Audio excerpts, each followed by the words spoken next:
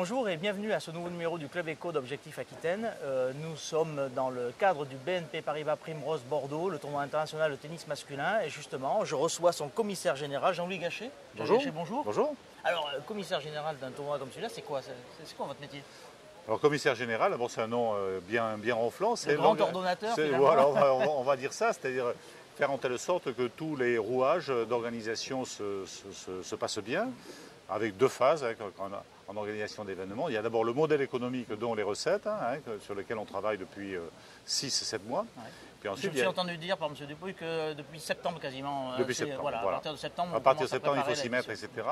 Et ensuite, ce qu'on appelle la bascule, c'est-à-dire on bascule en niveau opérationnel, c'est-à-dire tous ces partenariats que l'on traite, eh bien, on le bascule en prestations, en organisation, en équipement, en organisation humaine. Bien sûr. Le tournoi, il mobilise combien de personnes?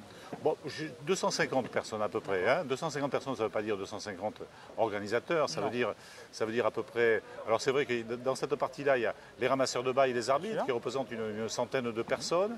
Il y a sûrement également une cinquantaine de personnes qui viennent des partenaires, qui font partie du service, en quelque sorte des partenaires. Hein. Et puis il y a une centaine de l'organisation pure, qui est faite de plusieurs types de personnes, des sous-traitants, des bénévoles. Pour la majorité, ce sont des bénévoles. Oui, alors ces bénévoles, d'abord, quand je dis bénévoles, ce n'est pas tout à fait ça. Il y a des étudiants qui viennent faire des stages. Certains sont là pour 6 mois, d'autres pour 3 mois. Et qui font le cœur un tout petit peu du dispositif. Certains vous accompagnent dans toute l'organisation, quoi. Pas toute l'organisation, mais à partir de janvier, on en a 2 en vérité, qui sont des grandes écoles commerciales et qui ont envie de s'investir dans l'économie du sport et l'événementiel et qui viennent. Quel est le budget d'une épreuve comme celle-là? Autour de 620 000 euros, 620 000 euros, mais qui a un modèle économique, puisque quand on parle de sport, il faut parler modèle économique, parce qu'il n'y a pas de choses. Donc nous, c'est un tournoi qui a une vraie histoire. Enfin, je veux dire, une vraie histoire. Facile, ça va être facile à monter. Ça, je me fais peut-être un petit peu l'avocat du diable, mais non, bien sûr. Ça doit rouler, quoi. Ben non, parce que c'est pourquoi? Parce que si vous voulez, sur les 620 000 euros, il y a grosso modo 150 000 euros de subventions, donc ce qui est peu. Hein. Et puis il y a des recettes de billetterie qui couvrent à peu près 10%, même pas 8% billetterie. Et puis tout le reste, c'est du partenariat.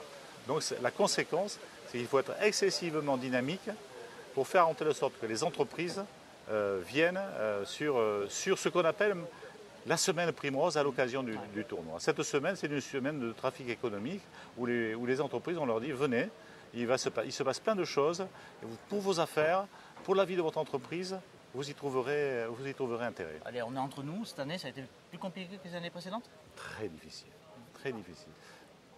Alors, très difficile. Réduction de budget, c'est les temps de réponse plus longs. Enfin, qu'est-ce qui a été compliqué finalement? Un peu tout ça, mais on peut dire, il y a deux. On peut segmenter par les entreprises locales. Alors, les entreprises locales font attention, mais sont versées sur le dynamisme commercial et le chiffre d'affaires. Donc, c'est difficile, mais elles sont là. Et puis ensuite, il y a tous les grands groupes, ou plutôt les directions régionales qui dépendent des grands groupes. Et là, on a senti cette année qu'il y avait des mesures draconiennes budgétaires et ça a été excessivement compliqué avec toute cette population économique très importante qui pèse beaucoup, mais qu'on a senti que les instructions de réduction budgétaire étaient très présentes. Alors là, cette année, il fait beau. Il y a du monde, les travées sont pleines. Ouais. On est dans le village des partenaires. Le village des partenaires est très animé. Ouais. Grosso modo, ça renvoie une image qui est extrêmement dynamique. Ça devrait être plus facile l'an prochain, non? On l'espère. Mais ce que vous dites dynamique, c'est important parce que je dis ça pour un peu l'économie du sport. Parce qu'en vérité, on est dans ce système. On essaie ici à la Villa Primrose, dans cette semaine-là, de créer de nouveaux produits chaque année. Des nouveaux produits innovants. On se sort du panneau publicitaire ou même de la loge. On essaie d'aller plus loin. Il faut inventer, On invente sans arrêt. Là, aujourd'hui, il y a une journée un peu particulière qui est la journée des clubs d'entreprise. On fait des parrainages de déjeuner. On invente des dispositifs.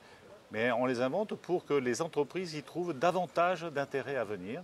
Et c'est le fait de cette capacité d'innovation qui fait qu'on subit peut-être un tout petit peu moins cette difficulté. En clair, les entreprises signent plus de chèques en blanc. En gros, elles ne sont pas juste partenaires du sport parce que c'est du sport. Mais il faut qu'il y ait un rapport gagnant-gagnant. Voilà. Et on a la chance d'être dans un club qui est un vrai réseau social. à la croisée du sport, avec un très gros club d'entreprise, de la société et de l'économie. Et on essaie de profiter de cette dynamique, de ce réseau social, voilà, pour convaincre les entreprises à venir passer cette semaine dans de très bonnes conditions cette année. Il y a un autre monde sportif que vous connaissez bien, c'est celui du foot. Bien sûr. Alors dites-moi, c'est plus facile ou plus compliqué de travailler sur l'organisation d'événements du tennis ou du football? Alors le support, c'est-à-dire j'allais dire la zone de chalandise, si je peux exprimer un terme de ce type-là dans le sport, la zone de chalandise n'est pas complètement différente. Voilà. Puisque le public, d'abord, c'est un sport qui s'adresse au grand public, donc avec tous les paramètres du consumérisme, c'est-à-dire des entreprises qui viennent sur le football, ils viennent parce qu'ils ont des produits grand public, ils ont envie de les vendre au grand public, etc. Dans un système comme Primrose, qui est un système beaucoup plus sélectif, on est dans un système plus business to business, alors que si on peut dire le football est quand même nécessairement du B2C, c'est-à-dire vis-à-vis du consommateur. Preuve en est, c'est que les droits de télévision sont très importants. Donc, le droit de télévision, ça veut dire un accès au consommateur, alors qu'ici, on paie pour avoir la télévision. Oui, c'est un système différent. C'est vrai. Dites-moi, vous avez travaillé sur la Coupe du Monde 98, si ma mémoire est bonne, à Bordeaux. Tout à fait, oui, et sur l'Euro, le prochain Euro, vous travaillerez sur Bordeaux. Il y aura des plus jeunes qui travailleront. Ouais. En tout cas, je suis ce projet qui est très passionnant parce que la configuration de l'Euro 2016 par rapport à 98 a changé parce que d'abord les villes sont beaucoup plus impliquées et la ville de Bordeaux avec tous ses responsables font un travail magnifique de préparation. Donc on sait que la ville de Bordeaux sera sûrement une ville pilote dans ce domaine-là. On sait également qu'on a un nouveau stade avec des dirigeants du nouveau stade qui ont envie absolument de réussir ce pari. On sait que le club résident a un nouveau pari lui aussi économique, c'est le fait qu'ils prennent possession d'un nouveau stade. Donc il a aussi à convaincre. Et l'Euro 2007 va tomber excessivement bien pour relancer le football à Bordeaux. Et je pense qu'il en a peut-être un petit peu besoin.